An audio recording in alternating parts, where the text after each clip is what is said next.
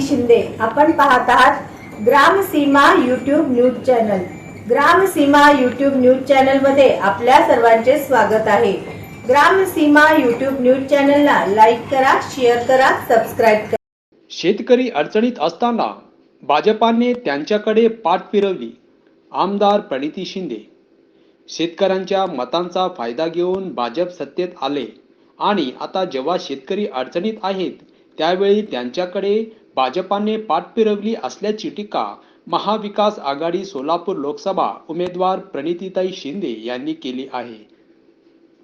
तर मागच्या 10 वर्षात सोलापूरकरांचा विश्वासघात झाला असून मागच्या 10 वर्षात सोलापूर ओस पडले असल्याची टीका यावेळी आमदार प्रणिती शिंदे यांनी केली आहे। आमदार प्रणिती शिंदे यांनी आज शुक्रवारी दिनांक 19 एप्रिल रोजी फुलचिंचोली, मगरवाडी, तारापूर, करसोळी, पोहरगाव, विटे, आंबेचिंचोळी, शंकरगाव या गावांचा दौरा केला। यावेळी बोलताना प्रणिती शिंदे यांनी 10 वर्षात भाजपाने शेतकऱ्यांची फसवणूक केली असल्याची टीका केली। महागाईने जनता त्रस्त झाली आहे। 400 रुपयाचे गॅस 1200 रुपयाला झाला।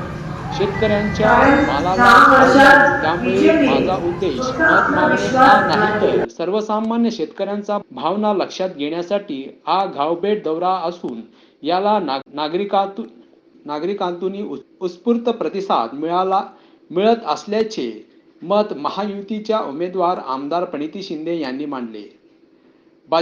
भाजपा अडचणीत असताना कधीही धावून आला नाही, परंतु आता मते मागण्यासाठी फिरत आहे। परंतु जनता भाजपावर चांगलीच वैतागली आहे। 10 वर्षात पंतप्रधान नरेंद्र मोदी यांच्याकडे पाहून त्यांचे उमेदवार निवडून दिले, परंतु आता त्याचीच क्रेज संपली आहे। त्यामुळे भाजपाचा पराभव हा निश्चित असल्याचे सांगत मागील 10 वर्षात भाजपाने सोलापूर लोकसभा मतदारसंघात 2ही निष्क्रिय खासदार दिले।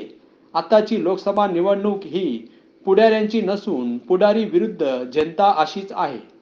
हे भाषणात मोठे बोलतात, हायवे केले, मोठे रस्ते केले, परंतु आम्ही ग्रामीण भागात आल्यानंतर आता तरी रस्ते चांगले आहेत। संतप्त सवाल यावेळी प्रणिती शिंदे यांनी यावेळी त्यांनी जीएसटी रद्द करण्यासाठी मागणी केली। ही निवडणूक माझी नसून जनतेची निवडणूक असल्याचे सांगत फुलचिंचोली हे क्रांतिकारी गाव आहे। या गावातून व पंढरपूर तालुक्यातील सर्वच गावातून शिंदे साहेबांना चांगले मताधिक्य मिळाले होते। यावर्षीही चांगले मताधिक्य द्या असे आवाहन यावेळी प्रणिती शिंदे यांनी केले।